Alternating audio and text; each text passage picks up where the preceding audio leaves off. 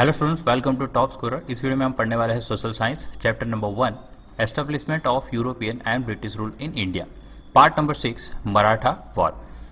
पिछले वीडियो में हमने देखी थी मैसूर वॉर और उसके आगे भी हम दो बैटल देख चुके हैं, एक बैटल ऑफ प्लासी और बैटल ऑफ बक्सर। आज की वीडियो में एक और इम्पॉर्टेंट वॉर डिस्कस करने जा रहे हैं जो है मराठा वॉर। ये जो वीडियो है वो स्टैंडर्ड 8 के स्टूडेंट्स के लिए जो इंग्लिश मीडियम में है और गुजरात बोर्ड में पढ़ रहे हैं, और ये जो सिलेबस हम देख रहे हैं वो as per the new text book है। चलिए वीडियो को स्टार्ट करते हैं।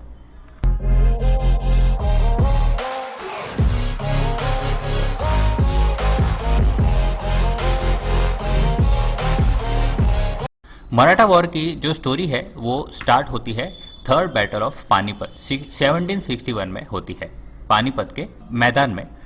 और वो जो बैटल होती है वो किन के बीच में होती है? तो मराठा एम्पायर के बीच में, मराठा एम्पायर और अहमद शाह अब्दाली जो ईरान के होते हैं उनके बीच में होती है। Third battle of Panipat Maratha empire और अहमद शाह अब्दाली के बीच में होती है, जिनका रिजल्ट है कि मराठा वर डिफीटेड। यहाँ पे मराठा की हार हो जाती है। उसके कारण क्या हुआ? मराठास जो है वो डिवाइड हो गए। अब किस किस स्टेट में डिवाइड हो गए? तो सिंधियास, होलकर, गायकवाड्स और भोसलेस। अब ये जो डायनास्टीज जो थी वो सीधे पेशवा के कंट्रोल में थी। पेशवा जो थे वो उनके सुप्रीम मिनिस्टर थे, ठीक है, यानी इनके ऊपर पेशवा हुआ करते थे। पेशवा का जो हेडक्वार्टर है वो पुणे में हुआ करता था, ठीक है, पुणे में पेशवा का हेडक्वार्टर था, ठीक है। सो याद रखना है आपको, जो थर्ड पानीपत वॉर हुई उनके बाद मराठा 4 हिस्सों में डिवाइड हो जाता है, सिंधियास, होलकर, गायकवाड़ और भोसले। और उनके ऊपर कौन थे? उनके सुप्रीम मिनिस्टर, यानी वो पेशवा बोला जाता था उन्हें। पेशवा का जो हेडक्वार्टर था वो पुणे में था। ओके, ये एग्जाम के लिए बहुत ही इंपॉर्टेंट है। और देखिए, मराठास और ब्रिटिश के बीच में एक वॉर नहीं लड़ी गई, सेवरल वॉर्स लड़ी गई। एग्जैक्ट नंबर की बात करें तो 3 वॉर्स लड़ी गई। फर्स्ट मराठा वॉर 1775 से 1782, सेकंड मराठा वॉर 1803 से 1805 और थर्ड मराठा वॉर 1870 से 1890। रिजल्ट डिस्कस कर लेते हैं। फर्स्ट मराठा वॉर का रिजल्ट आया है, देखिए, ट्रीटी ऑफ सालबाई साइन की गई, दोनों साइड से एक समझौता किया गया जिसको बोला जाता है ट्रीटी ऑफ सालबाई 1782, जब ये वॉर एंड हुई। यानी कि दोनों ने डिसाइड किया कि जो भी टेरिटरीज है एक दूसरे की वो वापस कर देंगे, ठीक है।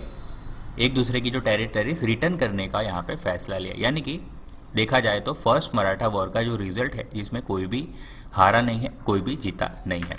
सेकंड मराठा वॉर में देखिए रिजल्ट है कि Wellesley establish authority of British on Maratha, यानी कि वेलेस्ली ने ब्रिटिश अथॉरिटी एस्टेब्लिश कर देते हैं मराठास के ऊपर।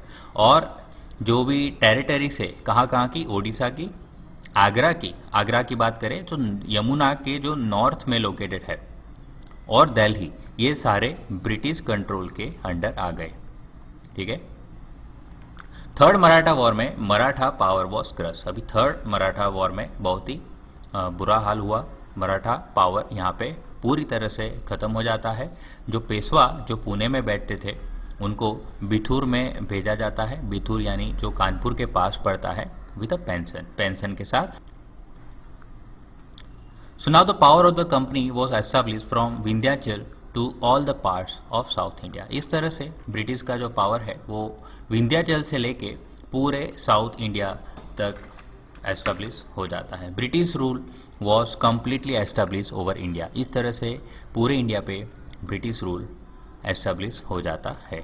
चलिए रिकैप कर लेते हैं कि 1761 में मराठा हार जाते हैं थर्ड बैटल ऑफ पानीपत के अंदर। किसके साथ होता है? अहमद शाह अब्दाली जो ईरान से होते हैं, उनके साथ थर्ड बैटल ऑफ पानीपत होती है, जिनमें मराठा हार जाते हैं और उनकी जो कंडीशन है बहुत ही बुरी हो जाती है, जिससे मराठा एम्पायर है वो डिवाइड हो जाते हैं सिंधियास, होलकर्स, गायकवाड़ और भोसले में।